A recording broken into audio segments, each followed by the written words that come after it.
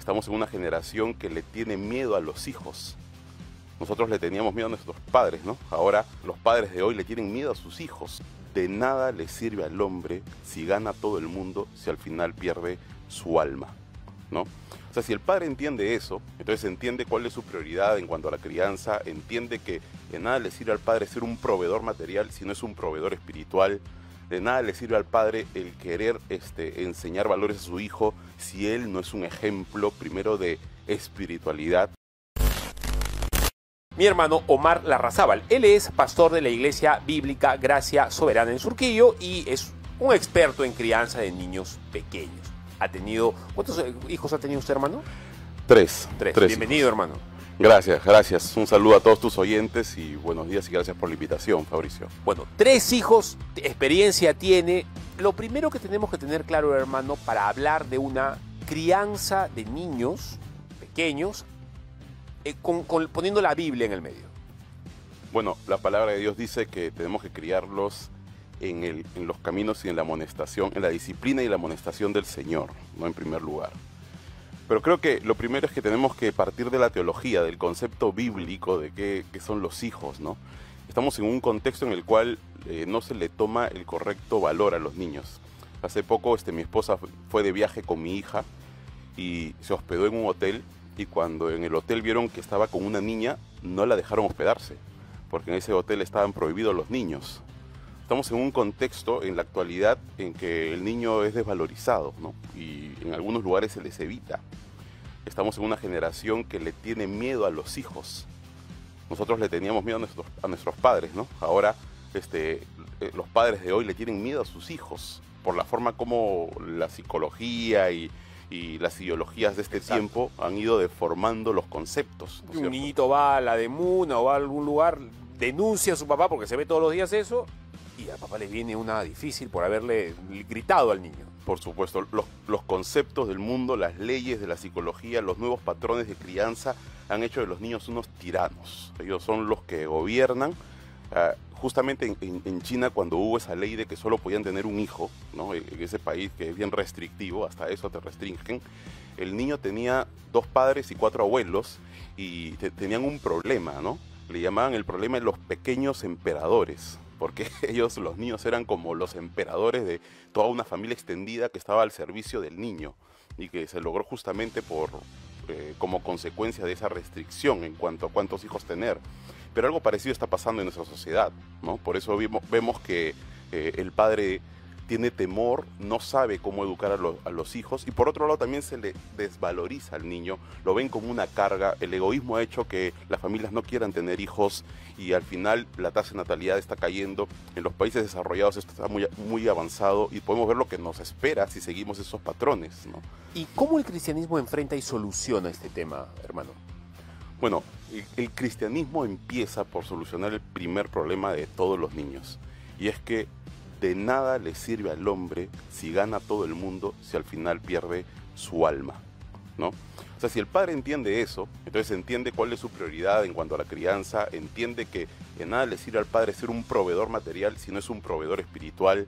De nada le sirve al padre el querer enseñar valores a su hijo si él no es un ejemplo primero de espiritualidad, si él no es un ejemplo primero de que el hijo tiene que entender su situación, tiene que aprender a tener temor a Dios, tiene que aprender del padre la realidad, ¿no? De la existencia de Dios y del temor y de su condición de pecador que se va a ir al infierno, una palabra que no es muy popular, ya no se puede decir muchas veces, pero la realidad es esa, ¿no? Nuestros hijos no son angelitos, son depravados que como pecadores necesitan la formación. Primeramente lo que necesitan es la gracia de Dios. Pero ¿cómo le vas a dar de la gracia de Dios si tú mismo no la tienes? Hay padres que en estos momentos están de repente en sus trabajos, sudándola para proveer a sus hijos. Yo les digo que en estos momentos reflexionen, ¿no? Valoren la realidad de lo que significa ser padres. Es una herencia de Jehová. Y no puede ser que estén ausentes en los trabajos y descuidando el principal rol que tienen es de primero llevar a sus hijos a Cristo. Porque de nada sirve si los padres logran que sus hijos sean unos exitosos en todo y se van al infierno. Y creo que en esta sociedad, por supuesto, hablar de esta manera ya es ser demasiado fundamentalista, radical. Pronunciar la palabra infierno es casi como una grosería ahora. por supuesto, pero es que tenemos que empezar frontalmente para que se entienda la realidad en la que estamos, ¿no? Claro, si los padres que me están escuchando no tienen a Cristo y ellos mismos no tienen temor del infierno y no son conscientes de su propia realidad, menos ellos van a poder transmitir a sus hijos también este temor, ¿no? Este temor bueno y la conciencia también de su realidad delante de Dios. Todos los días, hermano, podemos ver los berrinches de algunos niños, están ahí. Sobre todo en familias cristianas pasa también. ¿Cómo se maneja ese asunto del chiquito que ya se pone malcriado públicamente, verdad? Y hasta levanta la mano, grita a la mamá, grita al papá, y es, sí, pues un pequeño emperador, te das cuenta que ese niño es el que manda en la casa, ¿no? Usted como consejero familiar, ¿cómo empezaría a tratar el problema? Bueno, tenemos que criarlos, ese es el mandato de Dios. Primero que es un imperativo, ¿no?, de Dios, no es una opción. En ese momento yo tengo que darme cuenta que no soy dueño de mi vida, no soy dueño de mis 30 minutos que siguen. Mi hijo acaba de cometer una malcriadez, ¿no? Se ha comportado mal, está expresando su naturaleza pecaminosa y es una oportunidad para el evangelio con mi hijo y es una obligación, es un privilegio y es una obligación. Los siguientes 30 minutos no me pertenecen. Eso es lo que tengo que entender. Yo soy un esclavo de Cristo, por lo tanto hago lo que Cristo dice, no lo que yo quiero. Entonces, si tengo en esos momentos la oportunidad de hacerlo inmediatamente, a veces en público no se puede hacer, pero si en esos momentos tengo la oportunidad de hacerlo, yo tengo que dejar lo que esté haciendo. Si estoy viendo el noticiero, si estoy, no sé, en un momento de descanso, los próximos 30 minutos tengo que dedicarme a mi hijo porque hay un mandato de que los críe. Ellos no se van a criar solos, los tengo que criar yo. Y yo voy a rendir cuentas delante de Dios si lo he hecho o no. Entonces, los próximos 30 minutos tengo que dedicarle a mi hijo porque acaba de expresar su naturaleza pecaminosa, tengo que ser consciente de eso, y llevarlo a solas y ejercer todo el proceso disciplinario, ¿no? Criarlos en la disciplina y amonestación del Señor. Entonces yo tengo que aprovechar ese momento para mostrarle a mi hijo que es un pecador y que justamente se merece el infierno. Es la oportunidad de oro. Yo quiero que mi hijo sea salvo por encima de todo. No me importa al final, bueno, sí me va a importar en un sentido, pero si él termina sufriendo por el Evangelio y perdiéndolo todo por Cristo, voy a estar más orgulloso de él que si él gana todo el mundo sin Cristo. Entonces, en esos momentos es mi oportunidad para el Evangelio, para mostrarle su pecaminosidad, su egoísmo, su orgullo, su soberbia, y decirle, mira, ¿te das cuenta que eres pecador? ¿Te das cuenta que mereces ser castigado por tu pecado? Entonces yo voy a ejemplificar lo que Dios hace con el pecado. Y ahí tengo que disciplinarlo. Y a eso iba. El asunto de la disciplina, ¿cómo se maneja bíblicamente? Bueno, como Dios también lo hace con nosotros, ¿no? El Señor da tastas, ¿eh? Sí, eso sí es verdad. Por supuesto, y una de las muestras de que Dios nos ama es que nos disciplina. La gracia de Dios es pedagógica y es punitiva.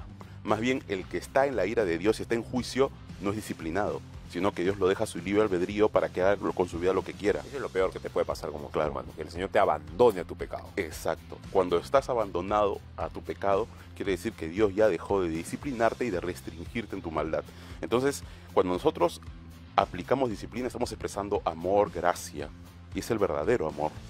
Por supuesto, la palabra de Dios dice que la disciplina no tiene que ser con ira, porque no tiene que salir de nuestra carne, sino que tiene que ser con sabiduría, que pidiendo a Dios que Él nos guarde de que sea de la carne la disciplina. Pero la disciplina tiene que ser punitiva, tiene que haber consecuencias. Yo en esos momentos no solamente le voy a mostrar a mi hijo que es pecador, le voy a mostrar también que el pecado tiene consecuencias. Y estas consecuencias, incluso cuando los niños son pequeños sobre todo, tienen que ser físicas. Yo sé que mucha gente al escuchar esto se va a horrorizar. No, pero es que es lo que dice. Ahora, no es que tú lo vas a agarrar a tu hijo con el látigo y ¡juac! Lo vas a corretear por la calle.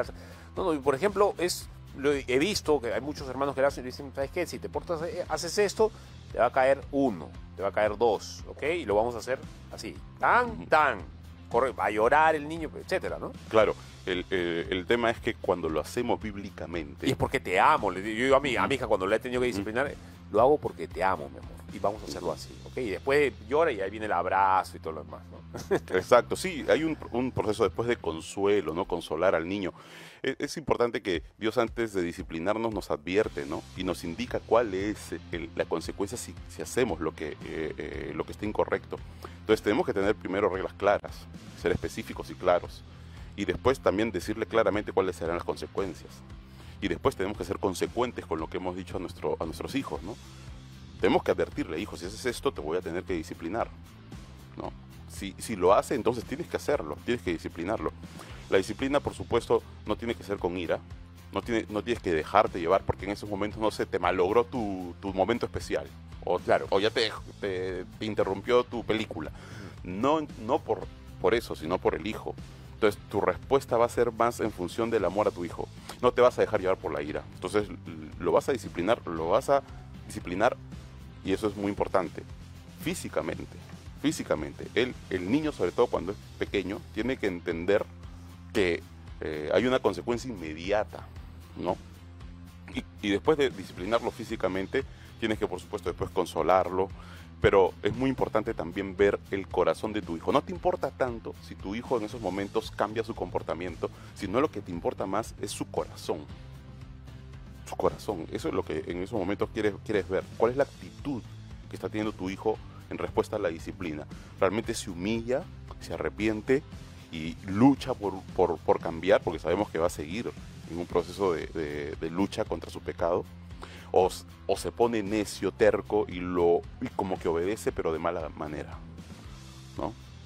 Es interesante que la obediencia no solamente tiene que ser que haga lo que yo digo, sino que tiene que ser inmediatamente, tiene que ser alegremente y tiene que ser completamente.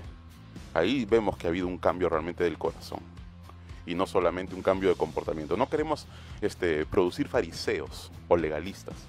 Queremos producir hombres que realmente teman a Dios y lo hagan por amor a Dios. Sobre todo en un mundo en donde las influencias realmente malignas, no solamente de obras, sino incluso de pensamientos, son tantas, ¿no, hermano? Los hijos están expuestos no solamente incluso al mundo, sino incluso, ni no solamente a ellos mismos, sino también el enemigo está poniéndole ideas siempre en la cabeza. Claro, en el contexto en el que estamos, las familias que no tienen devocionales familiares están perdidas. Estamos en un contexto de ideología, de adoctrinamiento constante, diario. A ver, saludos al pastor Omar de Jover Gutiérrez. No sé quién será ese señor, pero te manda saludos. Saludos, Jover. A ver, también Juan José Mamaní, gloria a Dios, dice, saludos queridos hermanos desde Cochabamba, Bolivia. Bueno, David lindo. Muriel dice, buena información hermanos. Abraham Soplopuco Julca, eso es verdad. Milena Rivera dice, el cristiano siempre debe obedecer la palabra por más que digan lo que digan, ya que la ciencia es mucha. Seguramente lo dice en relación a la entrevista anterior. Gracias, Milena. Bien, Liliana Jiménez, herencia de Jehová son los hijos. Y Abraham Norman, así se tiene que predicar. Felicitaciones al entrevistado. Bueno, hermano, lo están escuchando de todo el país. Su reflexión final sobre este tema, por favor. Sí, quisiera decirle a todos los padres que me están escuchando que se den cuenta de lo que tienen en sus manos, que valoren la bendición que significa ser padre y que se den cuenta que esa bendición también conlleva una responsabilidad. Mediten en cuánto tiempo le están dedicando a sus hijos y a esta responsabilidad. Y si hay que cambiar las prioridades y cambiar la agenda, cámbienla, porque van a rendir cuentas de esto. Por un lado es un privilegio enorme. Recuerden que sus hijos son herencia de Jehová, son saetas en la aljaba. Ustedes las van a lanzar, tienen que criarlos en el camino de Dios y para eso van a tener que hacer a veces sacrificios. Mediten y en esos momentos le pido a todos los padres que se den cuenta de lo que tienen en sus manos. No, de nada les sirve que sean exitosos en todas las áreas de su vida si pierden a sus hijos. Entonces que en esos momentos dejen lo que estén haciendo y que esté quitándole tiempo a sus hijos. Amén. Gloria a Dios. Es verdad eso. El pequeño tesoro que el Señor ha puesto en nuestras manos de barro son precisamente nuestros hijos. Una herencia del Señor mismo. El Señor mismo ha dicho, esa es tu herencia, toma, y son tus hijos. Amén, gloria a Dios. Bueno, volvemos. Muchas gracias, hermano. No, gracias a ti, Fabricio. Muy siempre amable. un placer. Como siempre, es un honor tenerlo en la misma mesa aquí.